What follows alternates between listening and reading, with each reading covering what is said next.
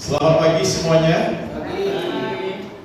Pagi hari ini saya akan mengajak kita untuk membahas satu tema terkait dengan intim dengan Tuhan, saudara.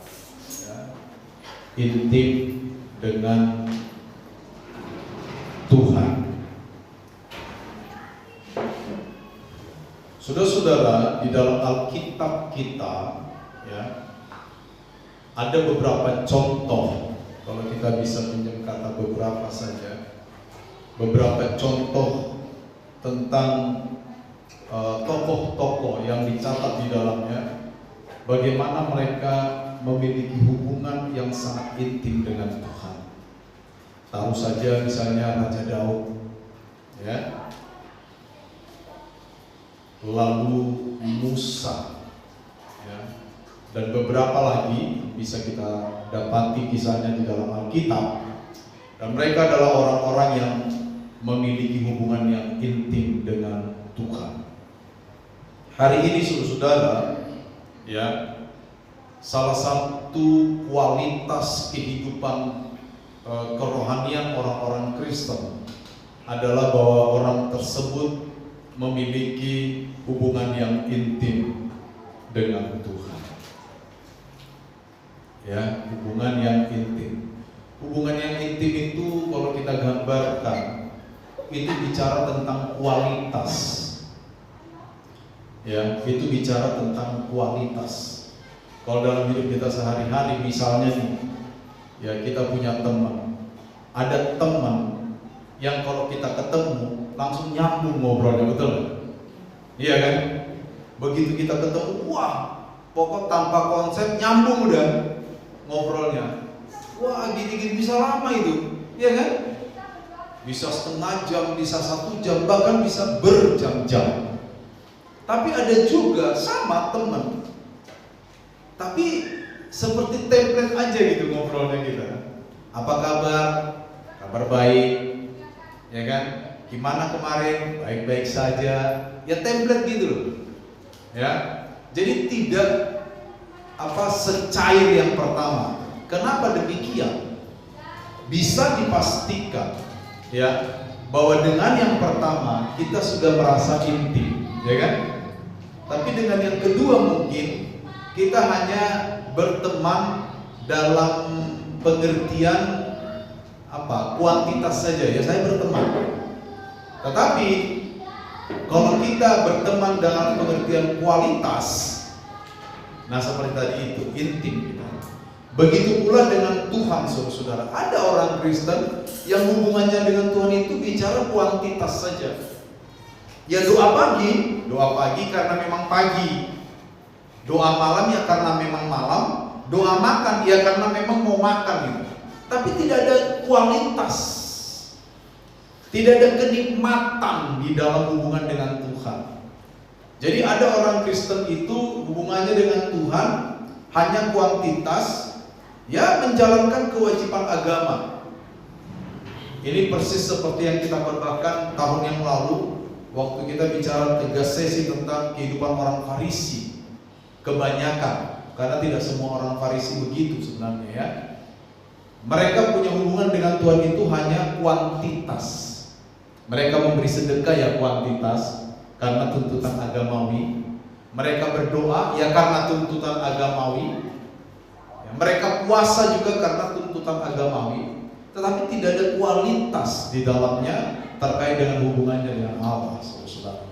Nah, yang mau kita capai dalam hidup kita sebagai orang Kristen sebenarnya adalah adanya kualitas, ya, terkait dengan hubungan kita dengan Allah. Intim dengan Allah, ya. Jadi cair dengan Tuhan. Kalau kita berdoa itu ada semacam pergerakan rohani di dalam diri kita. Nah, itu akan memberikan kita kekuatan yang sangat besar. Saudara-saudara, saya sudah menjadi hamba Tuhan mulai umur 19 tahun, ya. Dan sekarang saya sudah umur 29 tahun. 29 apa berapa ya sekarang? Hampir 46, sorry.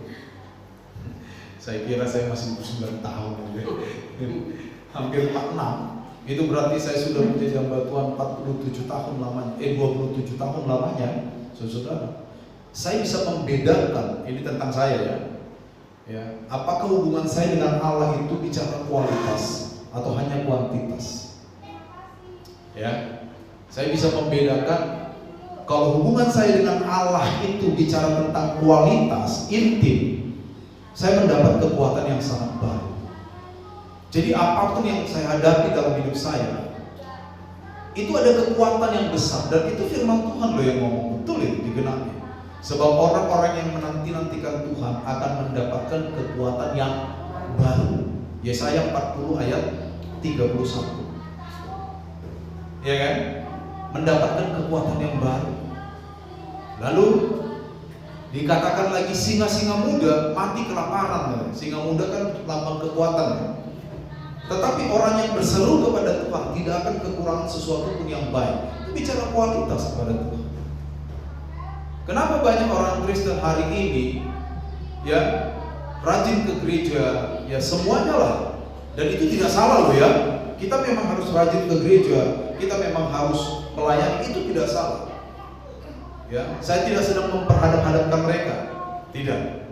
Tapi ada orang yang melakukan satu bagian kuantitas hubungannya dengan Allah, tetapi hanya sekedar kuantitas, tidak disertai dengan kualitas. Jadi dia tidak intim dengan Tuhan. Dia hanya menjadi orang Kristen yang tahu Tuhan, menjadi orang Kristen yang istilahnya menjalani kehidupan agamawinya, tetapi tidak intim. Itu sebabnya jangan heran saudara-saudara. Ya, kalau ada orang Kristen yang kadang tidak kuat menghadapi sesuatu dalam hidupnya. Ya, saudara bisa bilang begini, iya Pak, kita kan punya masalah besar sekali. Usia saya sudah 46 tahun. Sudah cukup bicara. Kalau orang Yahudi, umur 40 tahun udah boleh bicara depan umum. Umur 50 tahun sudah bisa disebut orang bijak. Orang Yahudi itu. Hampir saya 50 tahun ya. Wah, tapi saya kan bukan orang Yahudi kan. Seperti itu. Artinya pengalaman-pengalaman hidup saya secara pribadi pun bisa menjadi kesaksian buat kita semua, betul? Bahwa ketika hubungan saya dengan Tuhan memiliki kualitas yang baik, intim dengan Tuhan, saya selalu mendapatkan kekuatan yang baru. Ya, udah banyak ragam masalah yang saya hadapi sebagai hamba Tuhan, bahkan sebelum menjadi hamba Tuhan. Tetapi semuanya sampai hari ini saya bisa rasakan dan katakan bahwa kehidupan yang intim dengan Tuhan adalah sumber kekuatan bagi kita semua, saudara. Oleh karena itu, setelah khotbah ini selesai nanti, saya harap kita boleh terus memperbaiki diri kita, ya, memperbaiki diri kita, lalu terus mencapai kualitas hubungan yang baik dengan Tuhan sampai kita menjadi intim dengan Allah. Ya, menjadi sahabat Allah. Inilah subtemanya pagi hari ini, saudara. Bagaimana kita menjadi intim dengan Tuhan? Adalah kita menjadi sahabat bagi Allah. Mari kita buka Alkitab kita next. Ya. Mari kita buka Alkitab kita di dalam Injil Yohanes pasal 15 ayat 14. Ya. Injil Yohanes pasal 15 ayat 14. Di depan sebenarnya saya sudah tuliskan itu, kalau sudah mau bisa lihat itu. Ya. Dikatakan di sana apa saudara-saudara? Injil Yohanes 15:14. Kamu adalah sahabatku. Nah, ini perkataan Yesus dulu nih. Ya, kamu adalah sahabatku. Tapi ada syaratnya. Jikalau kamu melakukan apa yang kuperintahkan kepadamu. Banyak orang salah mengerti tentang Tuhan dan artinya. Secara umum masih banyak orang mengatakan, ya Tuhan mengasihi kita itu tanpa syarat. Masih pernah dengar kalimat itu ya? Sering masih ya? Betul memang Tuhan mengasihi kita itu tanpa syarat. Dia menerima kita itu tanpa syarat. Kita tidak menjadi orang baik dulu baru Tuhan bisa terima kita, tidak. Ya. Satu-satunya syarat agar Tuhan ada di dalam hidup kita, satu-satunya yang pertama adalah kita menerima Dia sebagai juru selamat. Kenapa juru selamat? Ya karena kondisi hidup kita tidak selamat. Makanya Yohanes pasal 3, ketika Yesus bicara dengan Nikodemus, ya, Yesus bicara tentang kelahiran baru. Di ayat 16 Yesus berkata begini, karena begitu besar kasih Allah akan dunia ini, dan Dia mengaruniakan anaknya yang tunggal, supaya setiap orang yang percaya kepadanya tidak binasa. Inilah kasih. Roma mengatakan inilah kasih. Dia mendamaikan kita dengan Allah pada waktu kita masih berdosa. Memang kasih Allah itu pada titik itu tidak bersyarat. Semua orang yang datang kepada Tuhan diterima oleh Tuhan, betul? Diterima siapapun. Tetapi setelah kita menerima Tuhan, maka akan terjadi hubungan dengan Allah, betul? Betul kan? Saudara pertama pandang-pandangan mata, kan terjadi hubungan kan? Kenalan, janjian, jadian. Bukan jadi-jadian ya, jadian. Iya kan? Begitu jadian terjadi satu hubungan. Ada nggak syarat hubungan itu? Ada. Iya kan? Orang yang pacaran, yang udah jadian, udah gak sebebas kemarin, betul?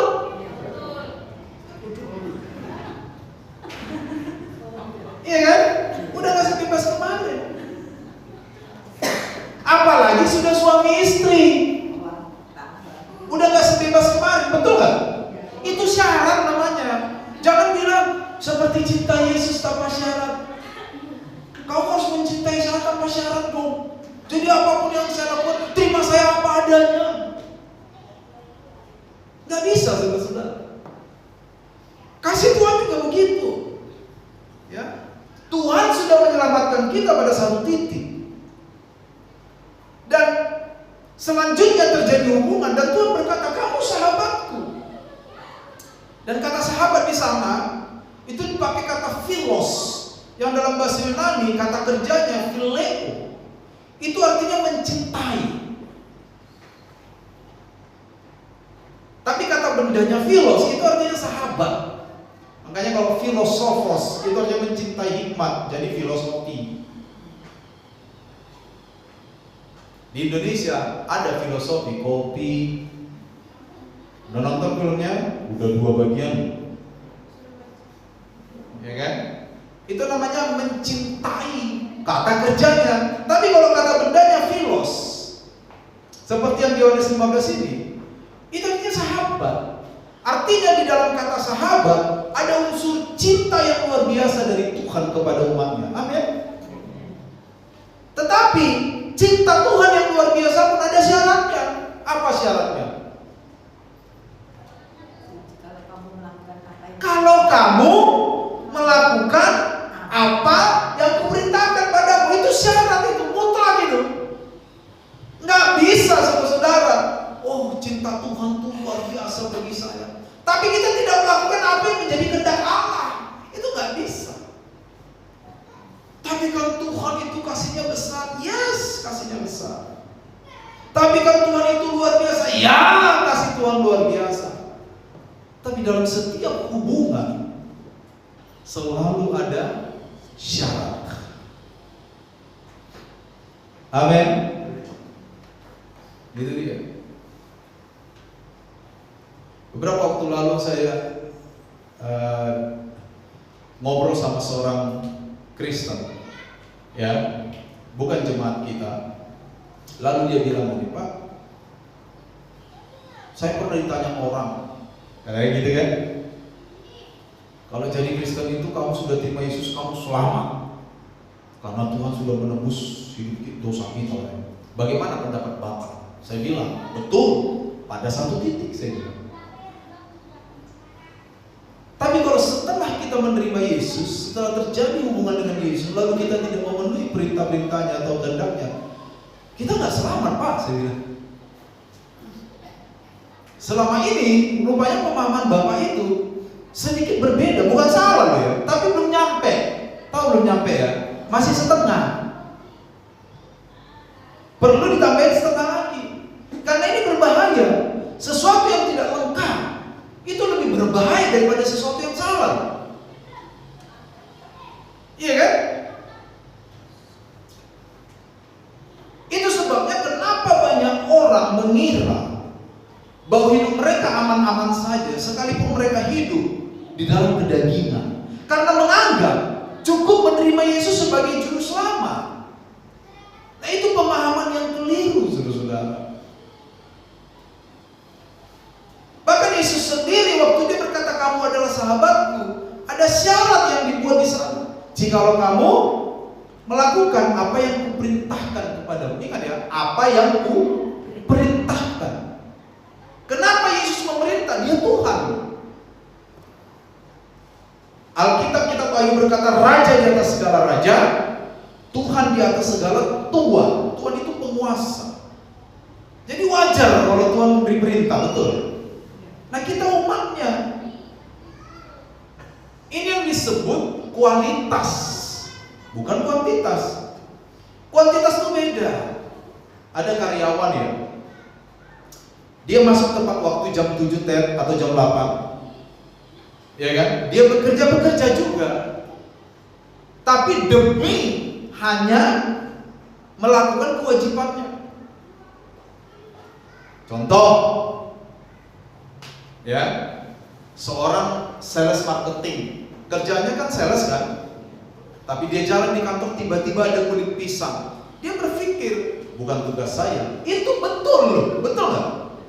Salah nggak itu? Itu tugas dia nggak? Enggak. Tapi itu kuantitas. Dia melakukan kewajibannya dengan benar, dia melakukan kewajibannya dengan tepat, tapi hanya sampai kepada kuantitas.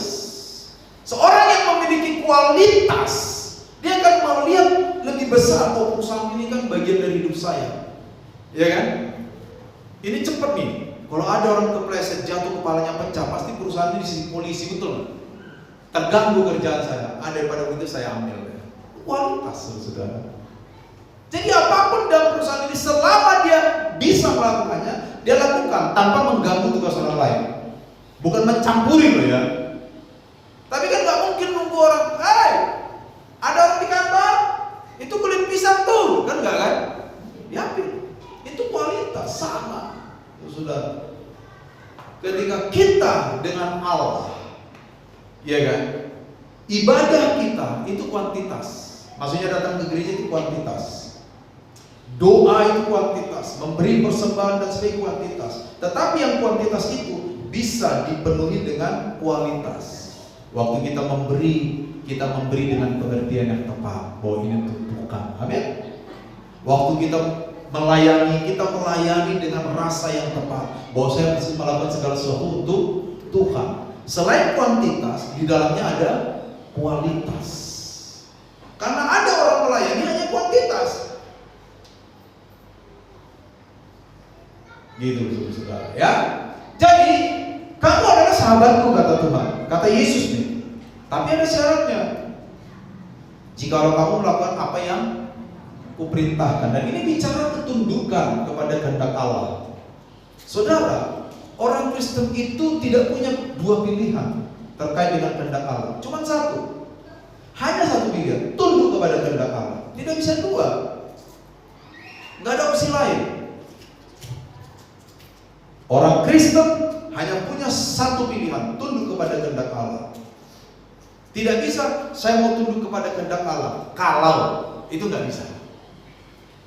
Saya mau tunduk kepada kehendak Allah kalau ekonomi saya baik. Saya mau tunduk kepada kehendak Allah kalau wajah saya tidak jerawatan. Saya mau tunduk kepada kehendak Allah kalau apa yang saya perlukan ada terus. Saya mau tunduk kepada kehendak Allah kalau orang di sekeliling saya menyenangkan saya. Itu kalau. Tidak begitu. Saya mau adalah cara saya mengasihi Allah. Orang sekarang bilang jalan ninja saya. Mengasihi Tuhan itu ya tunduk kepada kehendak Tuhan. Makanya kamu adalah sahabatku. Kamu adalah orang yang saya cintai, kata Tuhan. Tapi jikalau kamu melakukan perintah-perintah. Nah, disinilah letak atau titik pergumulan orang percaya, betul nggak? Praktis saja lah, praktis saja. Ini sering saya ucapkan, saya ucapkan lagi, karena harus kita lakukan. Praktis saja. Saya di Jamba, saya pengen balas Jamba, betul? Iya kan?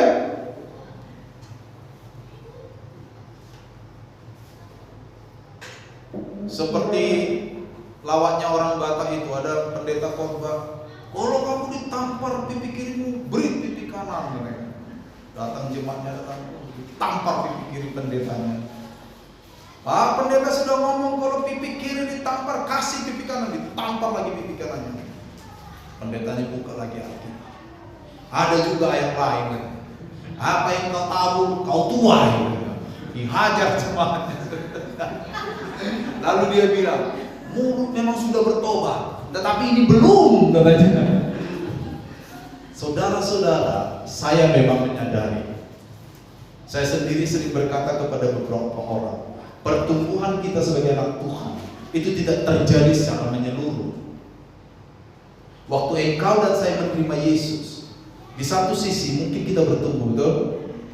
Tapi pasti ada sisi-sisi lain atau unsur-unsur lain yang sulit bertumbuh. Iya kan? Yes. Tetapi itu bukan berarti permakluman, bukan juga. Saya tidak mengatakan bahwa kita maklumi saja, normalisasi saja dosa itu. Tidak. Kita tidak boleh menormalisasi dosa atau menganggap dosa itu sebagai sesuatu yang normal. Nggak boleh. Memang pertumbuhan saya kepada Tuhan tidak terjadi langsung semua. Ya, mungkin dulu waktu saya tidak mengenal Tuhan, omongan saya kasar. Sekarang tidak lagi. Waktu saya mengenal Tuhan, omongan saya sudah lebih baik. Tapi masih emosian. Berarti emosi ini dikontrol. Mulut sudah oke, kan gitu kan? Tinggal emosi. Emosinya sembuh. Ada lagi tuh suka iri. Loh, jujurlah padanya, betul nggak? Ayo, siapa di antara kita semua ini, termasuk saya nih, yang sudah sempurna? Nggak ada memang.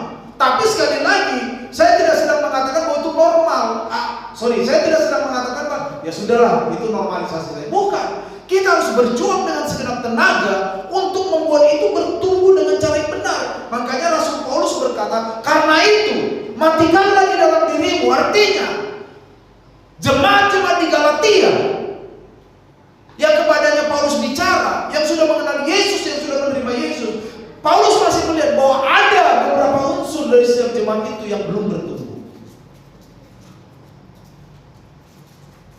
Waktu saya belum mengenal Tuhan, saya mungkin tidak suka menolong orang, tapi begitu saya mengenal Tuhan, saya menjadi murah hati. Bertumbuh nggak saya? Tapi waktu saya tetap murah hati, saya masih tersinggungan.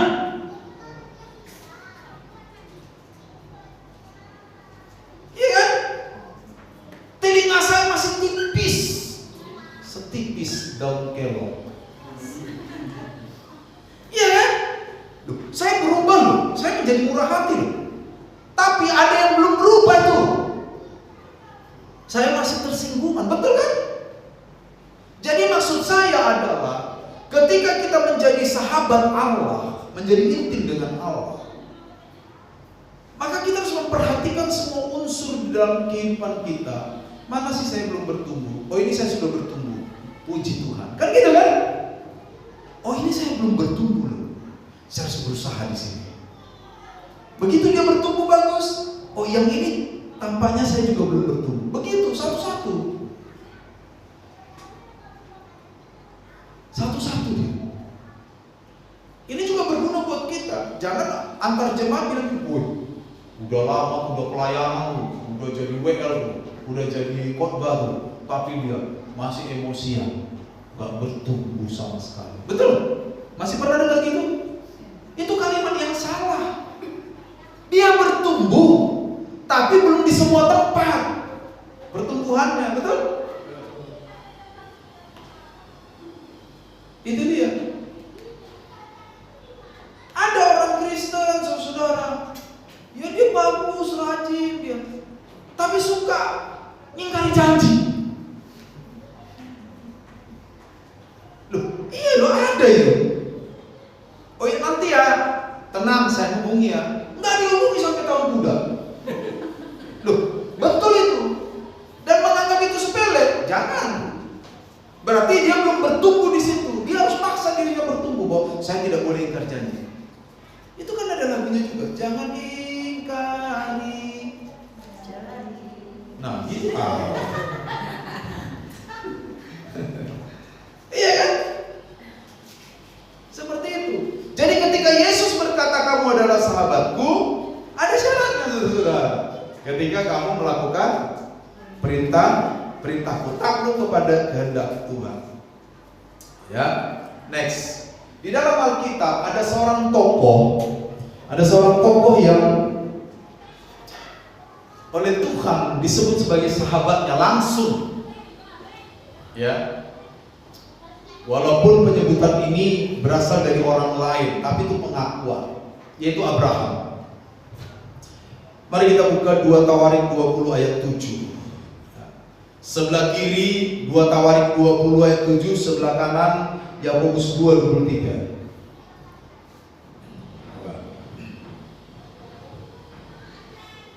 Ya, 2 Tawarik 20 ayat 7, silakan baca full. Sebelah kiri saya.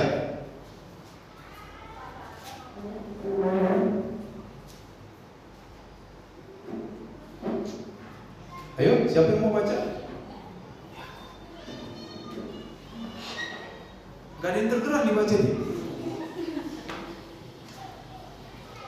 Bukankah engkau Allah kami yang menghalau penduduk tanah ini dari depan umat Israel dan memberikannya kepada keturunan Abraham sahabatmu itu untuk selama-lamanya? Iya. Siapa disebut sahabat Allah di sini? Abraham. Yakobus 2:23. Dengan jalan demikian, hendaklah Mas yang mengatakan, lalu percayalah Abraham kepada Allah, maka Allah memperhitungkan hal itu kepadanya sebagai kebenaran. Karena itu Abraham disebut sahabat Allah. Iya. Abraham disebut sebagai sahabat Allah. Dan satu-satunya saudara tokoh perjanjian lama yang secara langsung disebut sebagai sahabat Allah itu cuma Abraham. Ya. Next. Di dalam 2 Tawarik 20 ini saudara, kata Ibrani yang dipakai penulis kitab Tawarik untuk sahabat itu adalah Ahab atau Ahab. Ya, sama. Nanti kalau diterjemahkan dalam bahasa Yunani sama, dipakai kata philos juga, seperti yang tadi. Ya. Tapi yang unik di sini, kalau di dalam perjanjian baru kan kata bendera gitu. Khusus dalam perjanjian lama ini, kata Ahab itu dipakai dalam bentuk kata kerja.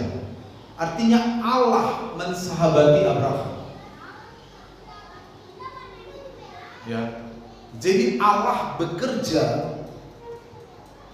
menjadikan Abraham sebagai sahabat. Ya. Dan kata dasar dari Ahab juga berarti mencintai juga. Sama. Ya. Di dalam perjanjian lama, kata Ahab ini sering juga menuju kepada ketertarikan pribadi, jadi antar personal. Ya, dan banyak tokoh atau penafsir mengatakan ketertarikan pribadi ini bahkan menjurus kepada ketertarikan seksualitas antara pria dan wanita, bukan pria dan pria ya. Ingat, bukan Adam and Steve, Adam and Eve, ya. Bukan Hawa and Laila, bukan ya. Jadi kata Ahab ini juga merujuk ke sana. Jadi sesuatu yang sangat intim sebenarnya. Ya, tentu dimaksudkan Tuhan di dalam 2 Tawarik ini antara Tuhan dan Abraham itu tidak terkait dengan ketertarikan seksual, bukan. Tetapi Allah begitu terpesona kepada kehidupan Abraham. Dia terpesona kepada kehidupan Abraham. Allah. Sehingga Allah menyebut dia sebagai sahabat. Pertanyaannya, mengapa Allah begitu terpesona kepada Abraham? Kan gitu kan? Next. Ini akan kita bahas. Yang pertama, kenapa Allah begitu terpesona kepada Abraham? Yang pertama, karena Abraham itu adalah seorang yang taat. Ibrani 11 8 sampai 10, coba dibuka. Ibrani 11 ayat 8 sampai 10.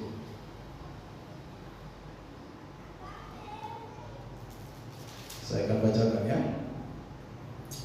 Karena iman Abraham taat ketika ia dipanggil untuk berangkat ke negeri yang akan diterimanya menjadi milik pusakanya. Lalu ia berangkat tanpa mengetahui tempat yang ditujunya. Karena iman ia tinggal di tanah yang dijanjikan itu sebagai orang asing, dan di situ ia tinggal di kemah dengan Ishak dan Yakub yang bersama-sama menjadi ahli waris janji yang sama itu. Sebab ia menanti-nantikan kota yang mempunyai dasar, yang direncanakan dan dibangun oleh Allah.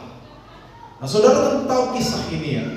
Kejadian 12 mencatat bagaimana Allah memanggil Abram, waktu itu namanya masih Abram, dari sebuah tanah Ur, di mana keluarga Abram adalah keluarga yang kaya raya pada waktu itu.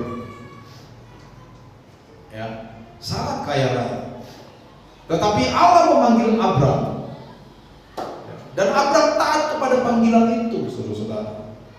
Tentu kalau kita bahas bagaimana detil dari ketaatan Abram ini membutuhkan waktu yang cukup panjang. Karena kita harus sesuaikan dengan konteks masa itu. Tetapi penulis kitab Ibrani menyimpulkan dengan satu kata yang pendek, Abraham taat. Dan ini ya, ini tidak bertentangan dengan Yohanes pasal 15 tadi, betul kan? Yohanes 15 berkata, kamu adalah sahabatku kalau kamu melakukan apa yang kuperintahkan. Dan Abraham oleh penulis kitab Ibrani disaksikan adalah seorang yang memiliki ketaatan. Kadang-kadang kita orang Kristen sangat terlalu biasa mendengar kata taat, sehingga kadang-kadang kata taat ini tidak memiliki makna lagi bagi kita, karena gampang hilang. Iya kan? Kita terlalu sering mendengar kata taat kepada Tuhan, sampai-sampai kata taat itu kadang udah meaningless, tidak memiliki makna lagi, sudah ada di alam bawah sadar kita.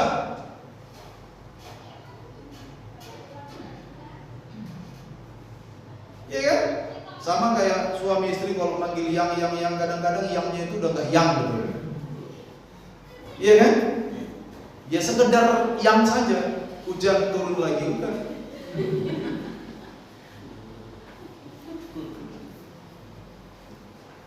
Yang udah gak yang lagi, tapi ya udah muncul itu, udah meaningless, udah gak ada artinya gitu. Sama kata taat ini pun saking seringnya kita dengar, kita sering kehilangan taat itu sendiri tuh. Ayo, berapa banyak di antara kita nggak usah kepada Tuhan lah, kepada otoritas yang diberikan Tuhan. Naik motor nggak pakai helm, taat nggak? Oh Pak, itu kan bukan kepada Tuhan. Betul itu Pak, tapi kan Tuhan memberi otoritas kepada petugas keamanan. Masa langsung Tuhan yang turun ngatur lalu lintas? Nah, nggak mungkin kan? Tuhan memakai petugas keamanan, iya kan? Dan kita menganggap itu sepele. Ingat, ketaatan dari hal kecil itulah yang membawa kita kepada ketaatan-ketaatan besar. Sama di dunia ini, semua sama prosesnya. Orang jadi koruptor itu pertama-tama nyuri uang 1.000 dulu dari gaji mamanya. Kalau ada anak-anak yang sudah belajar nyuri uang,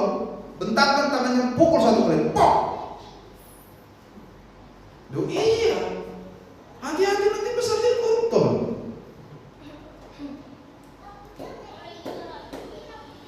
Orang jadi koruptor itu karena dia berhasil nyuri 5.000 dari gaji mamanya. Nggak ketahuan. Ternyata enak nyuri uang nggak ketahuan. Besok di sekolah dia nyuri 25.000, nggak ketahuan lagi karena pintar dia. Hati-hati. Jadi pejabat korupsi. Segala sesuatu itu selalu dimulai dari langkah kecil, baik negatif maupun positif. Kita mau bertumbuh dalam Tuhan, mulai dengan langkah kecil. Rajin doa pagi, betul nggak? Walaupun itu kuantitas loh ya, tapi isi dengan kualitas. Seperti itu terus semuanya itu. Dan Abraham, saudara, adalah seorang yang taat. Makanya kita kalau dengar kata taat, berhenti sejenak. Pikirkan. Oke Tuhan, saya mau taat kepada kehendak Allah.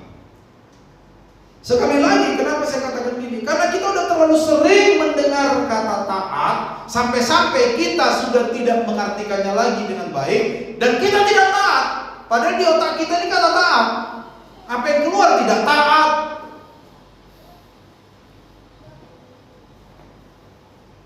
Jadi ketika kita mendengar firman Allah, taat kepada kehendak Allah, mari kita berhenti sejenak. Renungkan itu. Masukkan ke dalam pikiran kita. Yes, taat. Berhenti dulu. Renungkan, pikirkan. Apakah selama ini kata taat ini masih memiliki makna dalam pikiran dan hidup kita?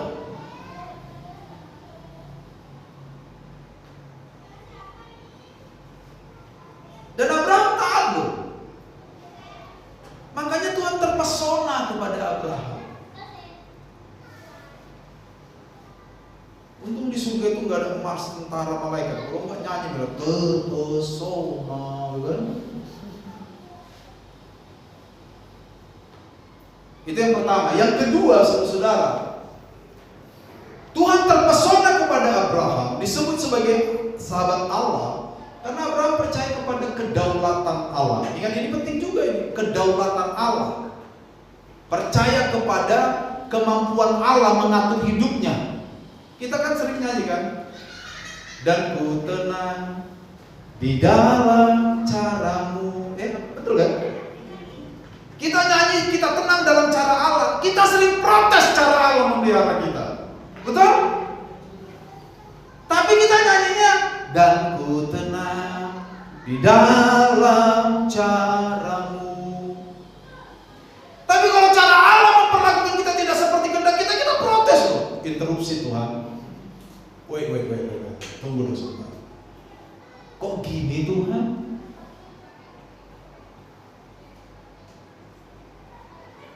Hati-hati. Ya. Kedaulatan Allah bicara tentang otoritas Allah yang mutlak terhadap kehidupan kita sebagai manusia. Sekarang segini apapun kita melawan Allah, apakah kita berkuasa atas hidup kita? Tidak bisa. Bahkan Alkitab dengan memberi contoh tentang kekhawatiran mengatakan, jikalau kamu terus khawatir, apakah kekhawatiranmu akan menambah sehasta saja pada jalan hidupmu? Tidak bisa. Itu bicara tentang kedaulatan Allah dalam hidup kita, saudara. Mari kita baca ini. Ibrani 11 masih 17-18. Perhatikan. Karena iman tatkala dicobai, Abraham mempersembahkan Ishak. Ia yang telah menerima janji itu rela mempersembahkan anaknya yang tunggal, walaupun kepadanya telah dikatakan keturunan yang berasal dari Ishaklah yang akan disebut keturunanmu. Ia berpikir bahwa Allah berkuasa. Perhatikan ini. Abraham berpikir, Abraham menaruh satu konsep dalam pikirannya bahwa Allah berkuasa membangkitkan orang-orang sekalipun dari antara orang mati, dan dari sana ia seakan-akan telah menerima Ishak kembali. Ini bicara kedaulatan Allah di dalam otaknya Abraham. Otaknya Abraham itu dipenuhi dengan konsep bahwa Allah berdaulat dalam hidupnya. Dia tenang dengan cara Allah memperlakukannya. Sebenarnya contoh terbaik memang Abraham, saudara.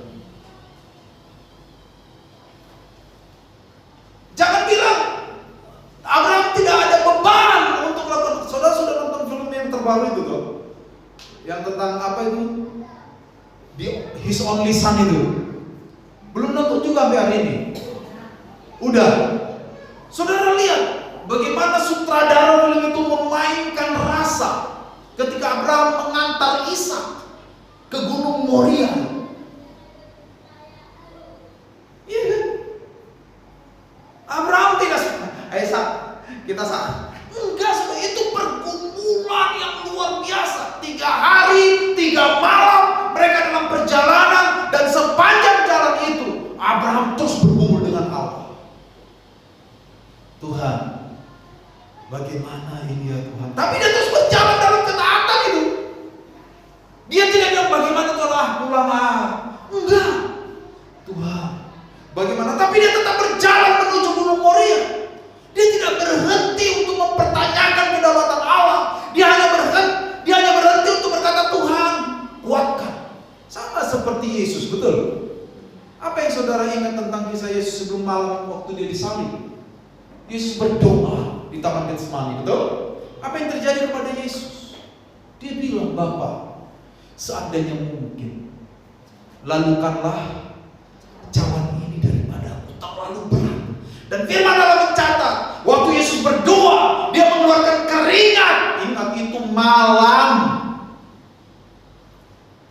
Di Palestina malam, saudara, suhu sangat dingin.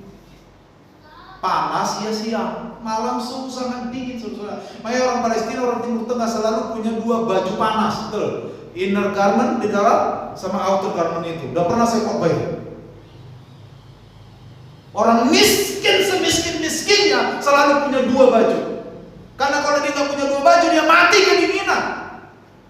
Dalam kondisi malam yang dingin, Yesus bergumul tentang kehendak Bapa, tapi dia tetap mengakui kedaulatan Allah dalam hidupnya. Dia berkata, Bapa, jikalau mungkin cawan ini lalu daripadaku, tetapi jangan kehendakku, tetapi kehendak-Mu. Sambil berdoa begitu, Yesus berkeringat, dan keringatnya jatuh seperti butir-butir darah. Betapa beratnya beban Yesus waktu itu, betul?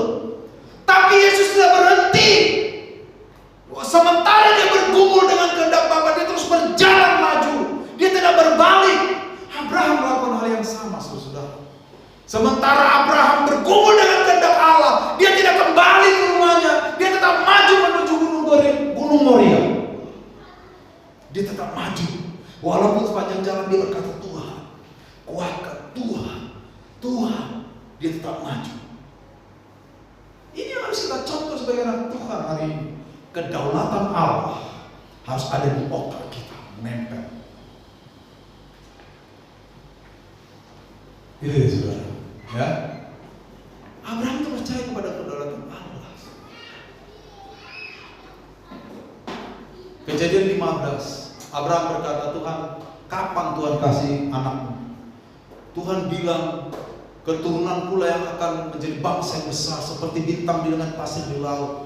Kalau gini saya udah tua hampir 100 tahun ini Tuhan, ya kan? Budakku nanti yang menguasai semua hartaku. Tuhan bilang tidak. Akhirnya Ishak lahir. Ishak lahir, Abraham senang, Sarah senang, betul gak? Senang sekali. Dia disapi dan terus bertumbuh sekitar usia 17 tahun, ya kan? Ishak lagi gagah-gagahnya, lagi cerdas-cerdasnya memanah rusa, berlari sana sini. Tuhan bilang, Abraham, korbankan Ishak. Tapi Abraham tahu antara janji Allah yang pertama. Ingat ya, ini penting. Apa janji Allah pertama?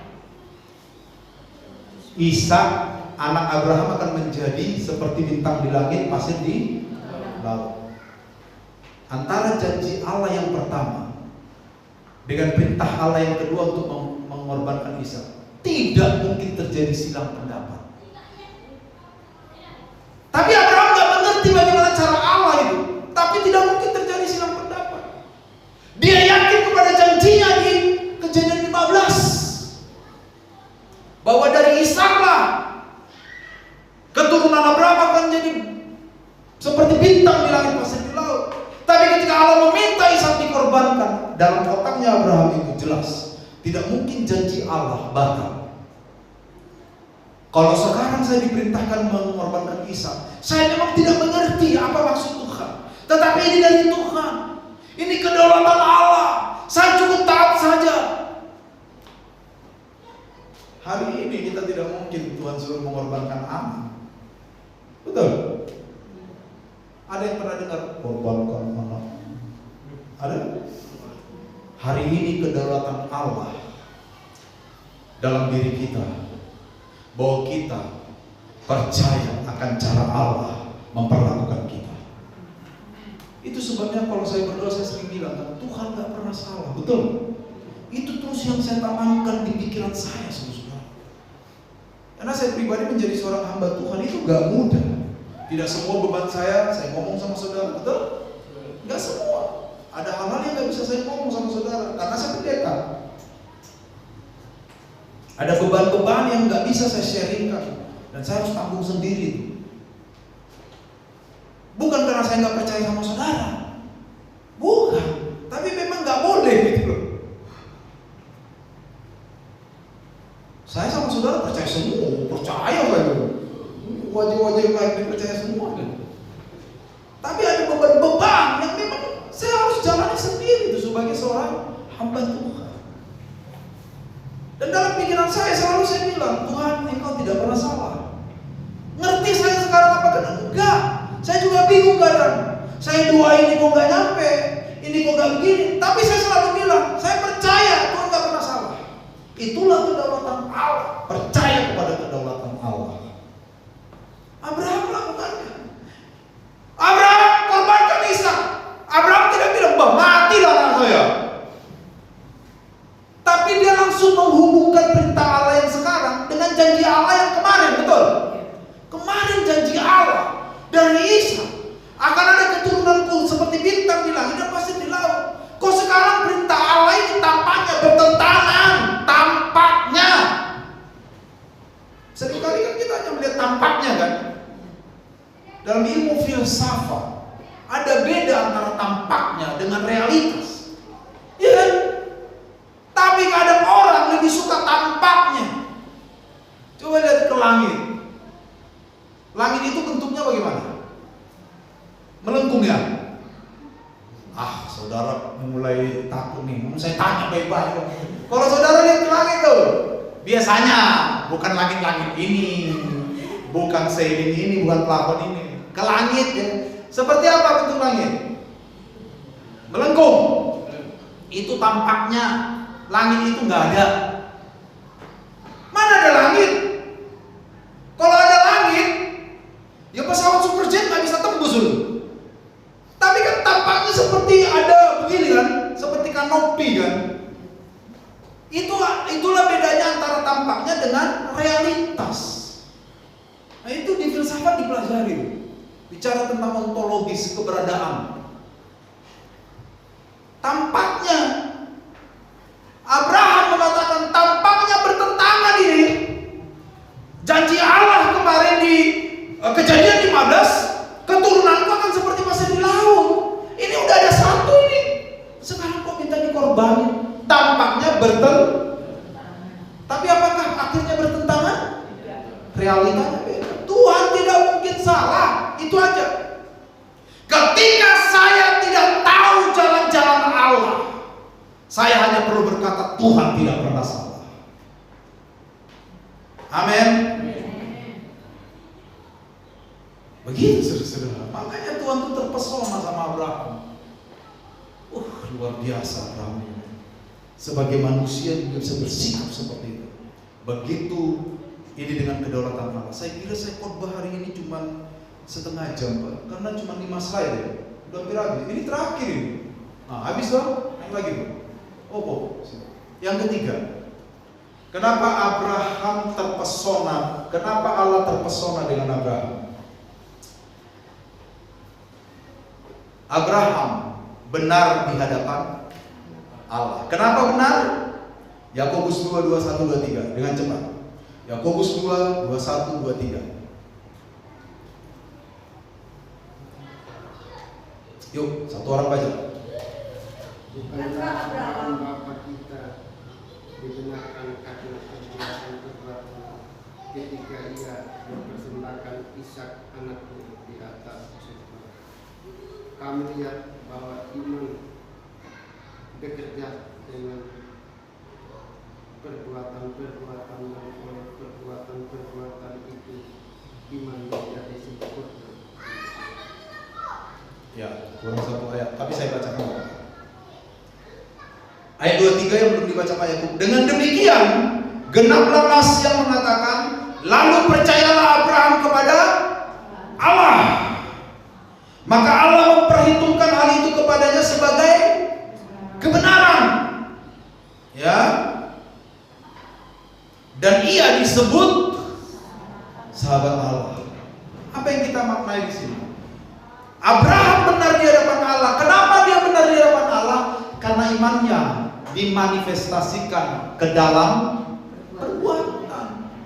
Jadi Abraham ini tidak cuma ngomong doang.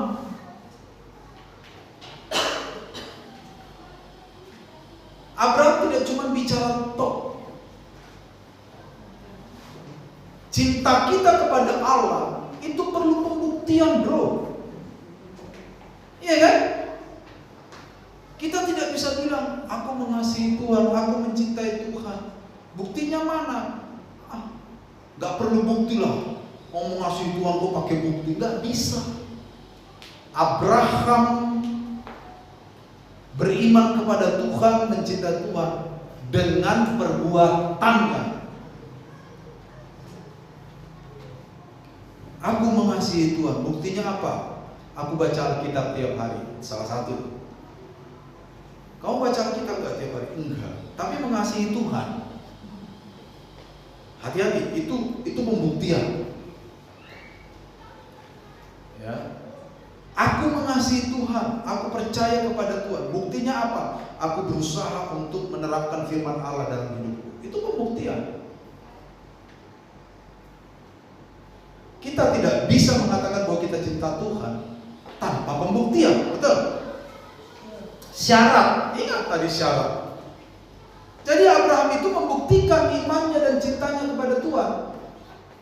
Lalu Tuhan menganggap dan memperhitungkan tindakan Abraham itu sebagai sebuah kebenaran. Jadi kalau kita hanya mengatakan iman kita, tapi tidak membuktikan bahwa kita beriman, kita tidak benar. Kita hanya setengah benar, dan setengah benar lebih bahaya daripada tidak benar. Amin. Dan ini sudah pernah sebenarnya saya bahas dalam seri iman. Iman menurut pandangan Yakobus. Sudah pernah saya bahas. Panjang lebar. Ya, tetapi itu sekelumit pagi ini Allah terpesona dengan Abraham karena Abraham taat. Karena Abraham percaya kepada kedaulatan Allah, dan Abraham benar di hadapan Allah dengan cara Abraham membuktikan iman di dalam perbuatan. Tuhan